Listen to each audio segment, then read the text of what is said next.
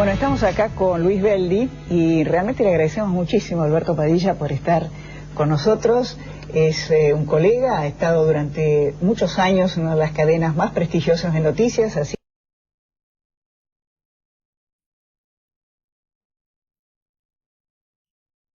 haciendo temas financieros, así que es un gusto tenerte. Un privilegio para mí, muchas gracias. Bueno, ¿qué estás haciendo en Buenos Aires?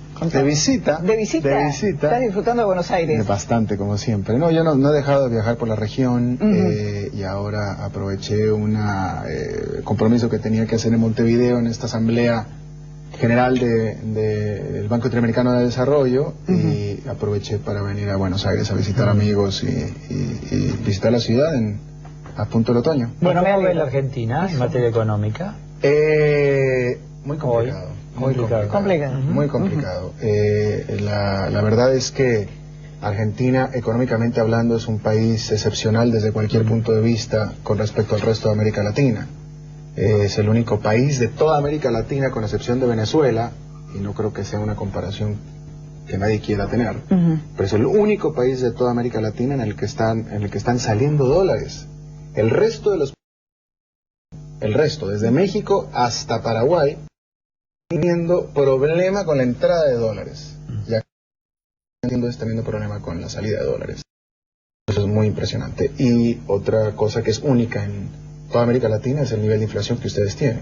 Claro, un 25%. De acuerdo a las firmas privadas o 12-15% de acuerdo al gobierno, que aún así es altísimo. El promedio de inflación en América Latina es de un 4%, no más que eso. Entonces es que hay una serie de desbalances muy preocupantes. Luis, se está discutiendo la reforma de la Carta Orgánica del Banco Central. Algunos dicen, bueno, esto va a permitir controlar la inflación, otros dicen, no, esto es un peligro. ¿Cuál es tu posición sobre esta decisión? Primero, que no se está discutiendo, tienen la fuerza propia, se están imponiendo. Segundo, que el modelo es un gran relato, y esto que dicen que va a ser el Banco Central es un relato para decir necesitamos la máquina de imprimir dinero falso y que sea legal. Entonces esto sería como un suicidio. ¿Vos crees que el gobierno...? Pero es que el estado normal del argentino hasta los 90 fue de suicidio. Tuvimos las inflaciones más altas, las emisiones disfrazadas con nombres de cuentas, adelantos transitorios, que suena muy pomposo. Después se inventó la cuenta de regulación monetaria. Me acuerdo en el gobierno de Alfonsín, cuando hacían los préstamos hipotecarios, disfrazaron la emisión espuria de dinero con un mecanismo técnico. Es decir, le hacían un préstamo al Tesoro, que era dinero emitido sin respaldo, para que prestara a los que querían una vivienda. El Tesoro le ponía un bono a 30 años al Banco Central y en 30 años tenía que devolverle esos 3.000 millones de dólares que había emitido, con lo que armó una explosión de precios, porque el comerciante es el primero que detecta cuando abunda el billete y cuando la mercadería es escasa, porque si abundara el billete y creciera la producción no habría problema. Pero en la Argentina no solo están empapelando, sino que restringen la importación de bienes, la importación de insumos, achican la oferta, y el resultado es una película que ya vimos. Vamos caminos. La inflación es como la droga, no es que uno la va controlando y cada vez se droga menos, va aumentando la dosis. El tema, Alberto, es que hay consumo. Hoy Argentina tiene un consumo importante. Claro, porque le están inyectando mucho dinero a esta economía. De ahí la inflación. Y ahora quien fabrica vasos dice, pero yo estoy vendiendo muchos vasos. Claro, que es un problema. Y mi operario está cobrando como corresponde. Pero ¿dónde está el problema? Que digo, para el común de la sociedad. Pero, que aquí está, es que este sentido de bienestar que ustedes tienen aquí en Argentina, que era lo que yo comentaba hoy durante el día, que me parece a mí, y veo con pesar, que me parece a mí que los argentinos creen que la situación que ustedes están viviendo en esta economía es general en toda América Latina, y no es cierto. Porque este sentimiento de bienestar que ustedes... Una frase, hasta ahora parece realidad, vamos por el petróleo, vamos por los bancos con la reforma que se hizo a la capitalización, es decir, a pocos días de tener que distribuir dividendos, el Banco Central impone una reforma que capitaliza a los bancos y no pueden repartir utilidades entre sus accionistas, aumenta las tarifas y a las empresas de electricidad no les corresponde nada, con lo que les ocasiona más quebrantos, y la bolsa, que son las empresas, está reflejando eso. Vos fíjate, hablabas del consumo, de esta sensación de bienestar. La sensación de bienestar es porque el techo es bajo. Estamos consumiendo lo mismo que en 1998. Voy a los números. Porque las empresas no invierten. Están bien con ese stock que venden y esa demanda que tienen. Porque fíjate, si hubiera un gran consumo habría demanda de préstamos hipotecarios. Los departamentos son inalcanzables. Estamos consumiendo muchos plasmas. Antes se construía y la clase media compraba. Pero se sacó 30 millones hay de... construcciones donde vaya. ¿Pero quién las hay edificios, compra? No sé, pero alguien invierte. No, pero te voy a contar algo. El que construye para no vender. Sí, no porque hay gente que tiene muchísimos departamentos porque no quiere tener más dinero en los bancos después del corralito. Después del corralito hubo un trasvasamiento fenomenal de plazos fijos a construcción. Si vos ves hoy el nivel de plazos fijos, que es relativamente alto comparado con años anteriores, es muy bajo comparado con la década del 90, porque la gente no quiere que el Estado le manotee más nada y va a los ladrillos. Un metro cuadrado en Buenos Aires no puede valer más caro que en las grandes capitales del mundo y las grandes ciudades norteamericanas, y sin embargo lo vale. Esta es la gran distorsión que tenemos. Pero está toda la economía distorsionada. Ponemos a un peso 25 el boleto y le cobramos impuestos a las ganancias al trabajador por sueldos muy bajos. Es decir, hay una distorsión de precios y de distribución, y esa sensación de bienestar es lo que vos decís, es una sensación. No hay progreso, no hay desarrollo. Brasil sacó 30 millones de personas de la pobreza y las colocó en el cinturón de consumo. Ellos no solo tienen más consumo, tienen desarrollo. Nosotros crecimos en algunas cifras y punto. Alberto, estamos ya sobre el final del programa.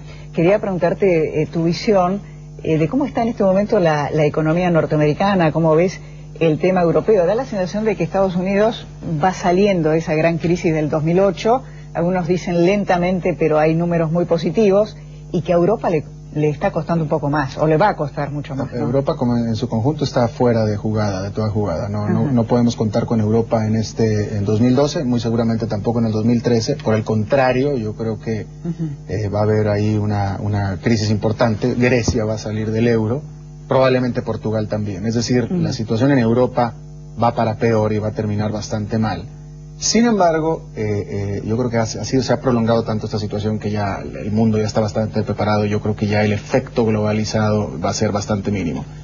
Estados Unidos está creciendo muy débilmente, efectivamente, pero a comparación a la crisis tan fuerte que hubo en ese país en el 2008, y con un crecimiento de 2% que se dio el año pasado y otro 3% que se espera este año, el sentimiento de bienestar para el consumidor es bastante